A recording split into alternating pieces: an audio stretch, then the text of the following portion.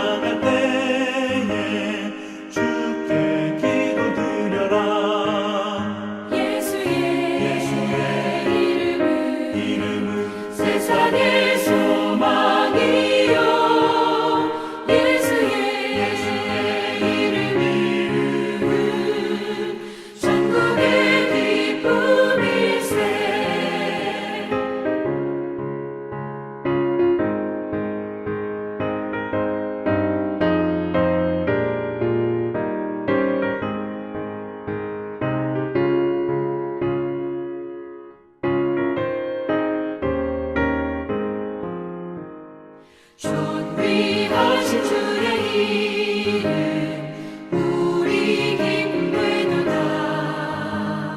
주의 품에 안길 때에 기뻐 찬송 부르리.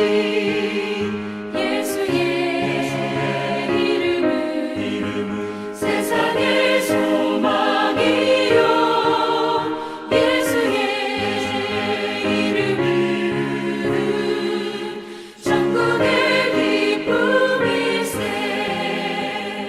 우리 갈 길 나간 후에 보좌 앞에 나아가 왕의 왕께 경배하며 면류관을 드리리. 예수의 이름은 세상의 소망이요. 예수의 이름은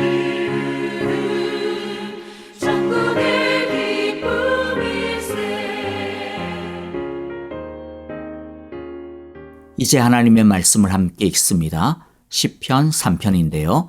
1절 제가 먼저 읽고 한 절씩 교독합시다. 여호와여, 나를 대적하는 자들이 어찌 이렇게도 많습니까? 나를 치려고 일어서는 자들이 어찌 이렇게도 많습니까? 나를 빗대어 하나님도 너를 돕지 않는다 하고 빈정대는 자들이 어찌 이렇게도 많습니까? 셀라. 그러나 여호와여, 여호와는 나를 에워싸주는 방패, 나의 영광, 나의 머리를 들게 하시는 분이시니 내가 여호와를 바라보며 소리 높여 부르짖을 때에 여호와께서는 그 거룩한 산에서 응답하여 주십니다. 셀라. 내가 누워 고나게 잠들어도 또다시 깨어나는 것은 여호와께서 나를 붙들어 주시기 때문입니다. 나를 대적하여 사방에 진을 친 자들이 천만대군이라 하여도 나는 두려워하지 않으렵니다. 여호와여, 일어나십시오. 나의 하나님, 이 몸을 구원해 주십시오. 아, 여호와께서 내 모든 원수들의 뺨을 치시고 악인들의 이를 부러뜨리셨습니다. 구원은 여호와께만 있습니다. 여호와의 백성에게 복을 내려 주십시오. 셀라. 오늘의 말씀을 통해 하나님의 크신 은혜와 능력을 경험하게 되기를 바랍니다. 우리는 어제 우리의 최고의 복은 바로 하나님이시다는 것을 확인할 수 있었습니다. 시편의 나머지 부분은 이 최고의 복이신 하나님을 어떻게 자신의 복으로 삼을 수 있는가, 또 하나님이 어떻게 복을 내리시는지에 대한 시인들의 개인적인 간증과 고백이 시로 표현된 것입니다.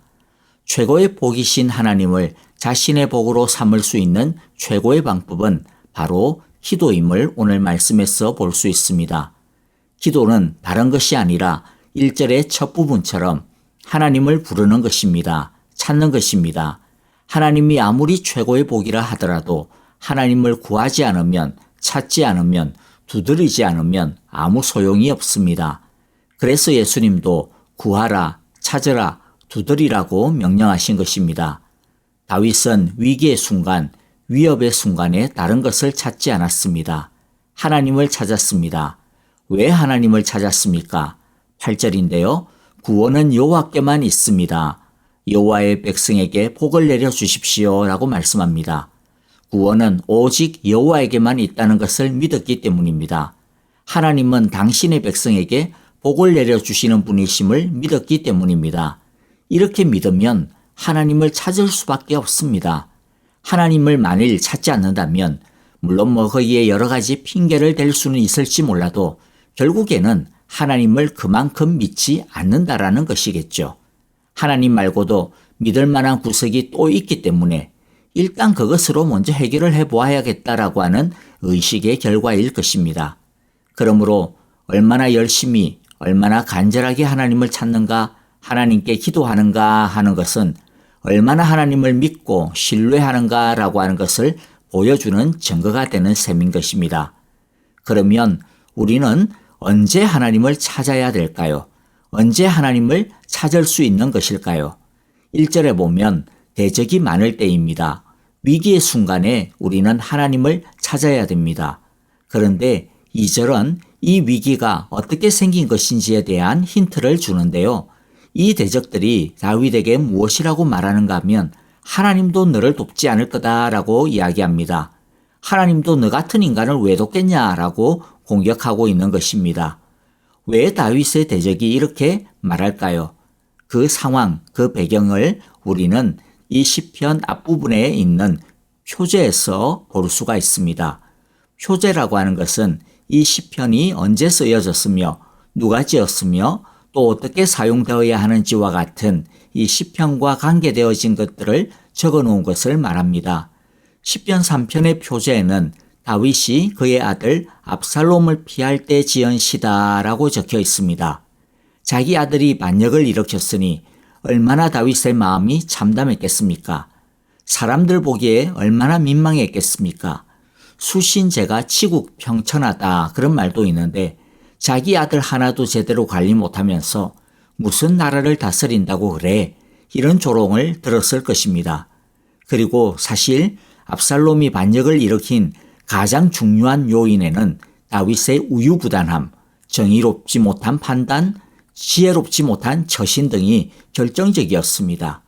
다윗도 이 일이 결국 자신의 잘못에서부터 기인된 것임을 잘 알고 있었을 것입니다. 자신의 잘못으로 인하여서 결국 아들 압살롬은 반역을 일으키게 되고 많은 사람들이 큰 피해를 당하고 있다라는 것, 그것으로 인하여 다윗도 뼈저리게 후회하고 있었을 것입니다. 그렇기 때문에 하나님께 도와달라고 기도하는 것이 쉽지 않았을 것이라고 생각이 됩니다. 스스로 자격 없다라고 느끼고 있었을 것이기 때문이죠. 하나님이 나 같은 사람을 뭐가 이쁘다고 도와주실까 하는 마음이 들어 하나님의 이름을 부르기가 심히 민망하고 부끄러웠을 것입니다. 그러나 오늘 다윗의 기도가 보여주는 확실한 메시지가 무엇입니까? 3절과 4절을 보면 그러나 여호와여 여호와는 나를 애워싸주는 방패 나의 영광 나의 머리를 들게 하시는 분이시니 내가 여호와를 바라보며 소리 높여 부르짖을 때에 여호와께서는 그 거룩한 산에서 응답하여 주십니다. 셀라. 자, 3절에 보면 그러나 여호와여 라고 하는데 무슨 뜻일까요? 이것은요. 예, 하나님 맞습니다. 저는 자격이 없습니다. 저는 한 나라를 다스릴 왕이 될 자격이 없습니다. 지금 이 사태의 주범은 압살롬이 아니라 결국 저입니다. 다 제 탓입니다. 하나님께서 저를 돕지 않아도 저는 할 말이 없습니다.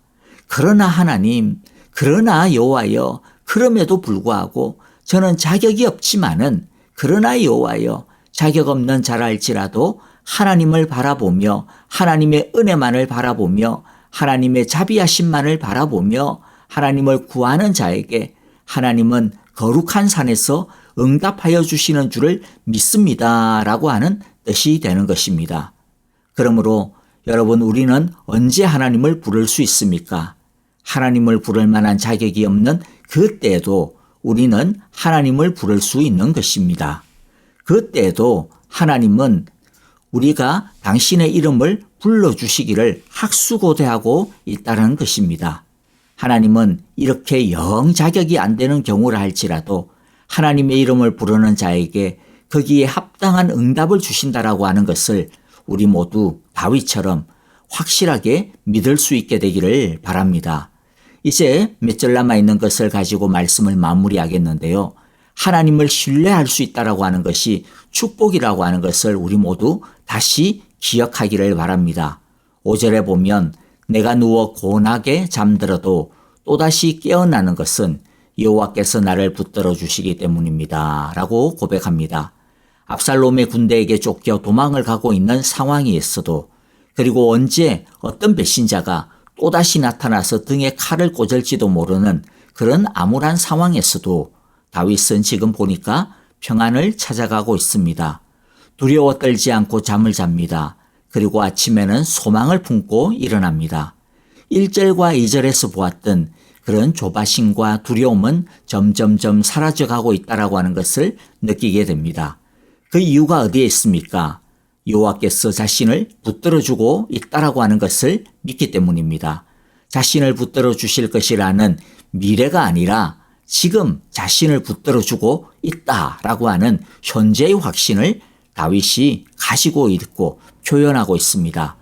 비록 아직 쫓겨다니고 있어도 아직 그의 대적자들이 그를 성토하는 소리가 이리저리 어지럽게 돌아다니고 있는 상황이어도, 온갖 유언비어가 난무하고 있는 상황이어도, 해결이 되는 것이 아직 눈에 보이지 않는 상황이어도, 그러나 그는 하나님이 분명히 자신을 지금 붙들어주고 있다라고 하는 것을 신뢰하고 있습니다. 바로 이렇게 하나님을 신뢰하는 자체가 복을 가져다 주는 것입니다. 7절에 보니까 여호와여 일어나십시오. 나의 하나님 이 몸을 구원해 주십시오.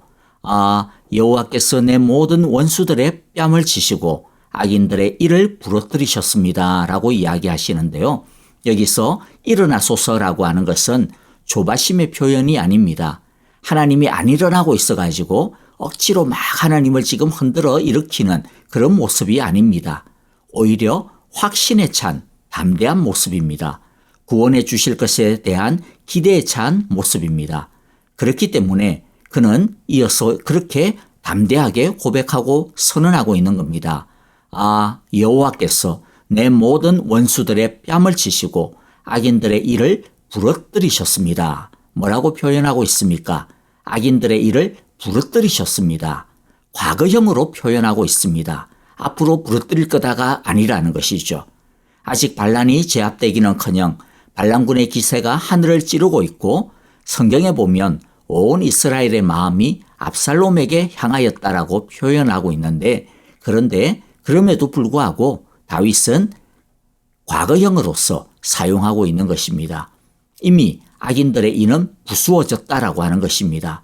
볼 것도 없는 승리라는 확신의 선언을 하고 있는 셈인 것입니다.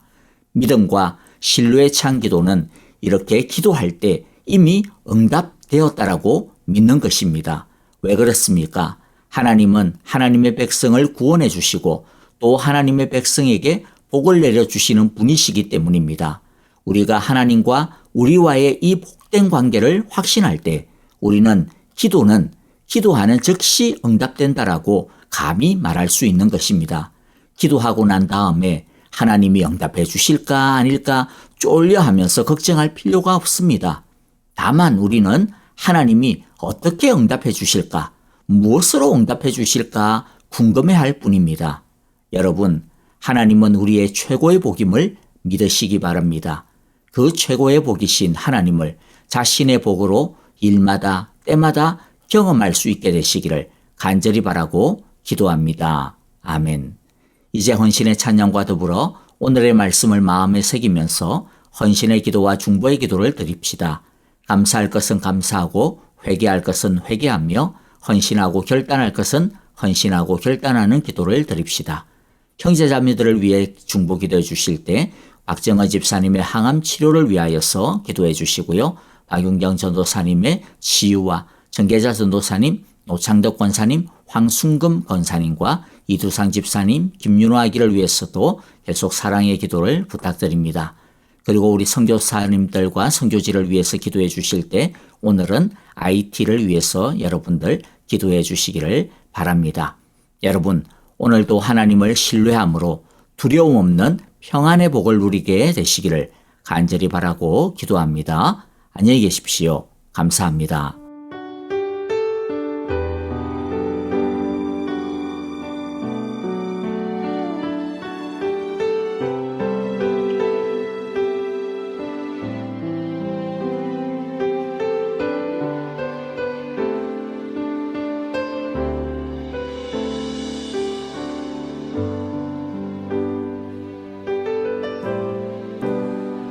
나의 주님께 찬양 드리며 그 크신 사랑 주 임재 감사해.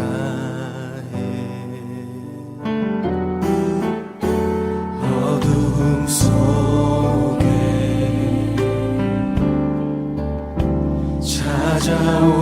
찾아오셔서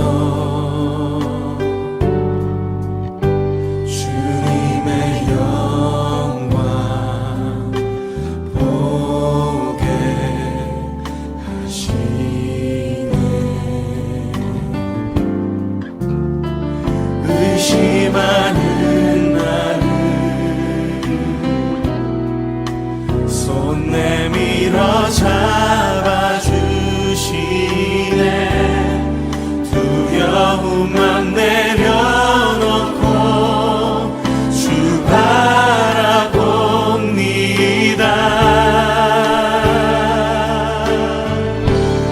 주님을 보게 하소서.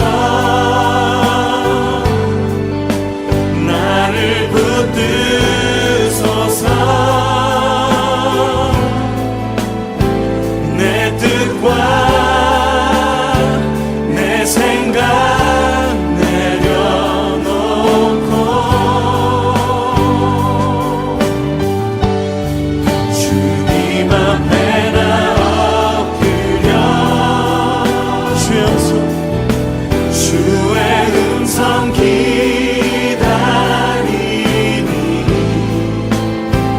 나를 부르실 때 믿음으로 걸어가리.